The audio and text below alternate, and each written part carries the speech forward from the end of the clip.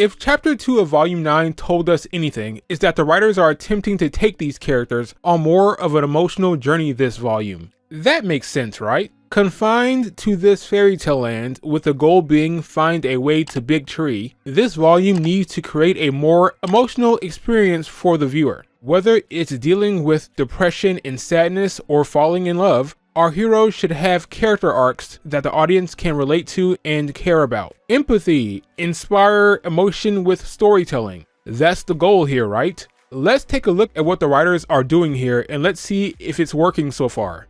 It's all gone. There's nothing left for me to go back to.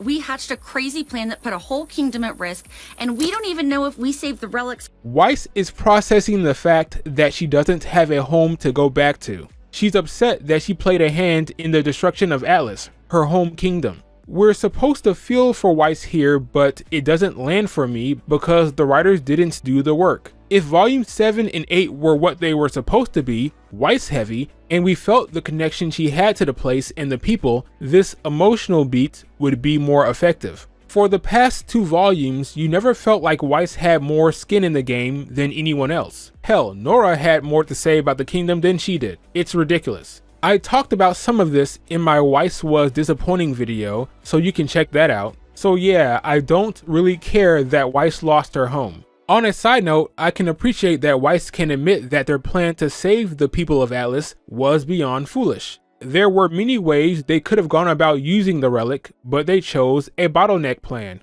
I always say the characters acknowledging the nonsense will go a long way to helping the viewer accept it. Now, the characters need to grow and learn from this mistake. Okay, let's talk about RWBY. RWBY's been low energy since this volume started. She's sad, she's depressed, she's lost hope. Why? Well, until she opens up, we won't know, but it's safe to assume it's because of the events of the last volume. She's the leader of Team RWBY and she forgot about Cinder. What now? We go to Vacuo and hope that we've thought of everything.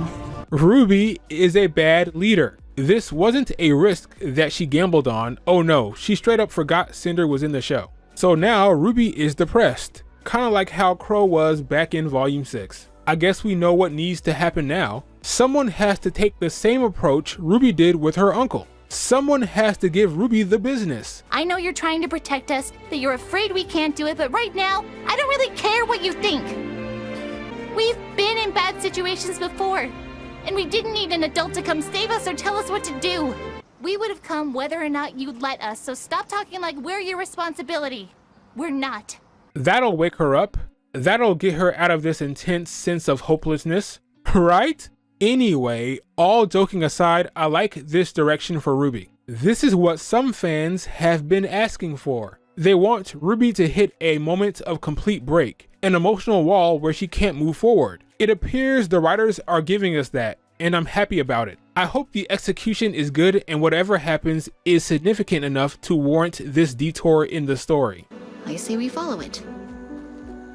And stop pretending we know what we're doing. One thing I want to address, if the viewer can see that RWBY is depressed, then Yang should be able to as well. That's her sister. She needs to notice and fast. Speaking of Yang, no one is happier to see her than Blake. She thought she lost her last volume, which would have been unfortunate considering Yang is the only thing keeping Blake from being a side character. Can we be honest about something for a second? These two are defined by this teased love story, by this ship. What did Yang worry about last volume beyond Blake thinking less of her? And what does Blake want beyond Yang? The one significant emotional beat she had last volume came when Yang fell.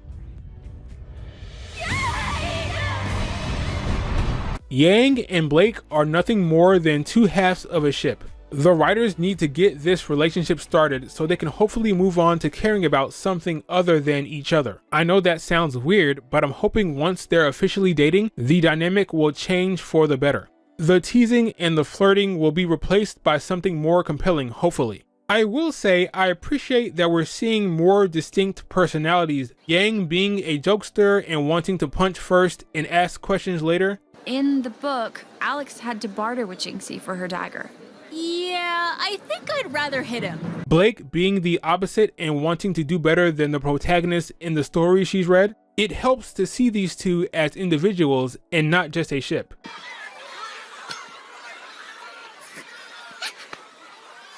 Oh boy, here we go.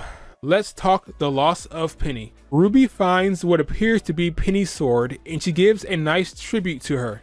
Not just a powerful warrior, the most powerful to ever live. She was touched by magic, and she gave her life for thousands. She took a message of hope to the stars, and she saw the world through better eyes. We're supposed to feel for Ruby here.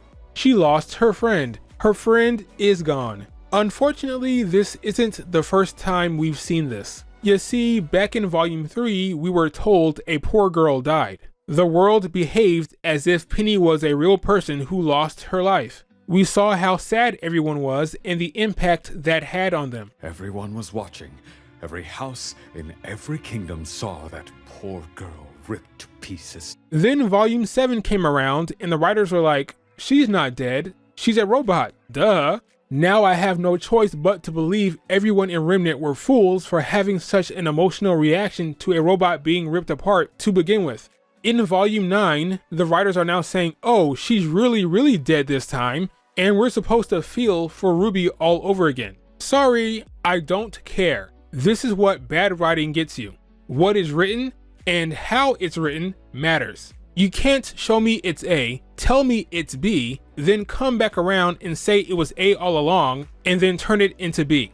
Get the hell out of here. I feel nothing. I hope they move past the death of Penny very quickly because we've been there, done that. Overall, I appreciate what the writers are trying to do with these characters. Unfortunately, I can't make myself forget what came before. I like the direction they're taking Ruby, and if we can get something with her character worthwhile, this volume won't be filler. Okay, that's it for this video, guys. What are your thoughts on the direction for these characters? What are you enjoying so far? What do you hope happens? Let me know. Remember to like, comment, and subscribe, and I will talk to you later.